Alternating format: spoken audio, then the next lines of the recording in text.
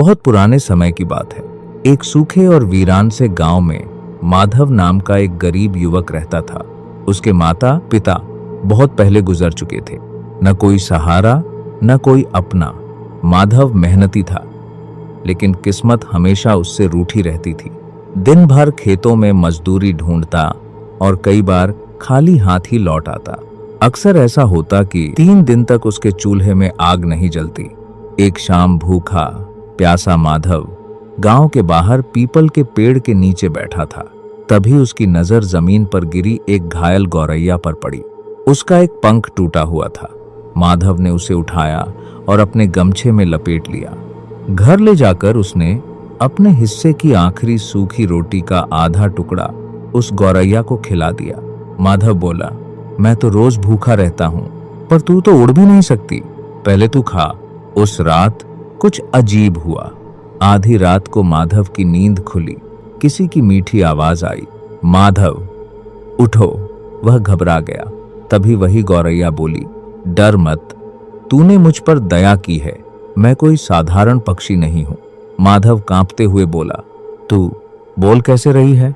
गौरैया मुस्कुराई, मैं तेरे भाग्य की परीक्षा लेने आई थी। गौरैया ने कहा, मुझे रोज सुबह उड़ने की अनुमति दे, मैं हर शाम वापस लौट आऊंगी। माधव डर गया। उसे लगा वो भी उसे छोड़ देगी। फिर भी उसने कहा, अगर जाना जरूरी है तो जा, पर लौट आना। कुछ दिन ऐसे ही बीते। हर सुबह गौरैया उड़ जाती और शाम को लौट आती। एक दिन वह एक पुराना मिट्टी का सिक्का लाई, दूसरे दिन चांदी की अंगूठी, तीसरे दिन राजमहल का संदेश।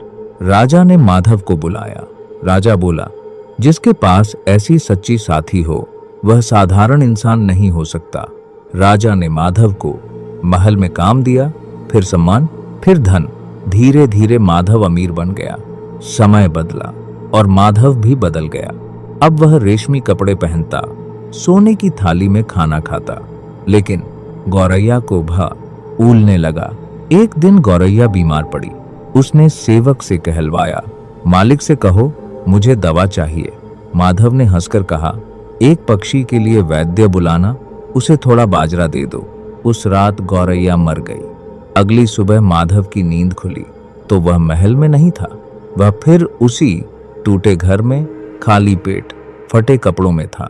महल, धन, सम्मान सब गायब। उसे याद आया उसकी दया और फिर उसकी बेरुखी। वह रो पड़ा। जो इंसान अपने कठिन समय के साथी को भूल जाता है, समय उसे फिर वहीं छोड़ देता है जहां से उस